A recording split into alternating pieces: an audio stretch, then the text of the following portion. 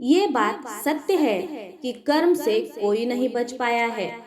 कर्म आपका दिखने में तो बुरा हो सकता है, परंतु यदि आपका उद्देश्य और आपकी नीयत सच्ची है, तो फल भी आपको सच्चा और अच्छा ही मिलेगा। जिन कर्मों का फल वर्तमान में नहीं मिलता, उसे भोगने के लिए वह आत्मा नया शरीर धारण करती है और अपने नए जन्म में अपना फल भोगती है। इसे ही कहते हैं कर्म का सिद्धांत।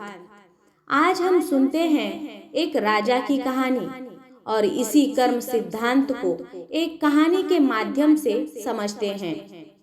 बहुत समय पहले की बात है। एक राजा था। वह राजा एक दिन अपनी जन्मपत्री पढ़ रहा था। पढ़ते पढ़ते उस राजा को ख्याल आया कि जिस समय मेरा जन्म हुआ होगा, उस समय कितने मनुष्यों का जन्म हुआ होगा, किंतु वह सभी मेरी तरह राजा क्यों नहीं बने। राजा हर दिन हर समय इसी प्रश्न का उत्तर ढूंढने में लगा रहता है, किंतु उन्हें इसका उत्तर नहीं मिल पाता। अपने प्रश्न का उत्तर पाने के लिए राजा अपने राज्य में बड़े बड़े बुद्धिमान व्यक्तियों को बुलाते हैं। राज्य में सभी बुद्धिमान व्यक्ति एकत्रित होते हैं। वे सभी ये सोच में होते हैं कि राजा ने उन्हें यहाँ क्यों बुलाया है। राजा सभी का अभिनंदन स्वीकार करते हैं और उनसे पूछते हैं कि जिस समय मेरा जन्म हुआ था, उसी क्षण में और कितने ही व्यक्तियों का जन्म हुआ होगा, तो उन सब व्यक्तियों में से मैं ही क्यों राजा बना। वे सभी राजा क्यों नहीं बने। सभी महान बुद्धिमान इस प्रश्न के लिए गहन सोच विचार करने लगे। वे सभी सोच विचार करने के पश्चात भी उनके प्रश्न का उत्तर न दे सके। राज्य में एक बुजुर्ग बुद्धिमान व्यक्ति भी बैठे हुए थे। वे थोड़ी देर बाद बोले कि इस प्रश्न का उत्तर तुम्हें एक महान साधु देंगे, जो कई वर्षों से एक घने वन में तपस्या कर रहे हैं। ये सुनकर राजा अगले दिन अपने सैनिकों के साथ उस जंगल की ओर निकल पड़ा। कुछ दूर पहुंचते ही राजा को वहां एक छोटी सी कुटिया दिखाई दी। जब राजा उस कुटिया के पास पहुंचा, तो उसने देखा कि एक साधु वहां बैठा आग के अंगारे खा रहा है। ये देखकर राजा चकित रह गया। राजा ने हिम्मत करके उनसे कहा कि हे साधु, मैं आपको प्रणाम करता हूँ। मैं आपसे एक प्रश्न पूछना चाहता हूँ कि मेरे जन्म वाले दिन कितने मनुष्यों का जन्म हुआ है। उन सभी में से मैं ही क्यों राजा बना। साधु ये प्रश्न सुनकर बोले कि हे राजन, मैं तुम्हारे इस प्रश्न का उत्तर नहीं दे सकता। थोड़ा आगे चलकर तुम्हें एक और साधु मिलेंगे, वही तुम्हें इसका उत्तर दे सकते हैं। ये सुनकर राजा दूसरे साधु की तलाश में आगे निकल पड़ा। थोड़ा आगे चलते ही राजा को साधु दिखाई देता है और वह साधु मिट्टी खा रहा होता है। ये देखकर राजा हैरान रह जाता है। फिर राजा हिम्मत करके अपना प्रश्न साधु से पूछता है।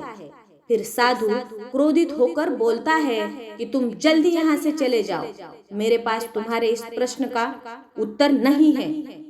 परंतु वह साधु उसे एक लड़के के बारे में बताता है और कहता है कि तुम उसके पास जाओ, तुम्हें अपने प्रश्न का उत्तर अवश्य मिलेगा। तो राजा उस लड़के की तलाश में आगे बढ़ने लगता है। ढूंढते ढूंढते वह राजा एक गांव में जा पहुंचा। राजा को थोड़े समय बाद वह लड़का मिल गया। वह बहुत ही बीमार था। राजा ने उस लड़के से अपना प्रश्न पूछा और लड़का बोला कि राजन, हम पिछले जन्म में 4 भाई थे। एक बार हम चारों भाई किसी जंगल में भटक गए थे और हमें वहां कई दिनों हो गए थे।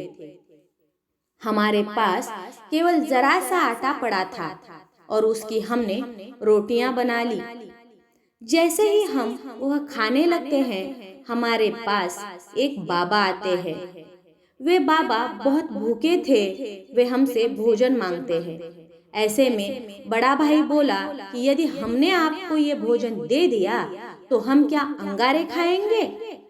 दूसरा भाई बोला कि यदि हमने ये भोजन आपको दे दिया तो क्या हम मिट्टी खाएंगे? अब जब मेरी बारी आई तो मैंने भी रोटियां देने से मना कर दिया। परंतु राजन, तुम बहुत दयालु थे। तुमने अपने हिस्से का भोजन उस बाबा को देकर उसका पेट भरा और तुम्हारे इस पुण्य के कारण तुम इस जन्म में राजा बने। रास्ते में जो तुम्हें अंगारे खाते हुए और मिट्टी खाते हुए साधु मिले थे, वे दोनों तुम्हारे भाई थे। तुम्हारा तीसरा भाई मैं हूँ, जो इस समय मौत के मुंह में हूँ।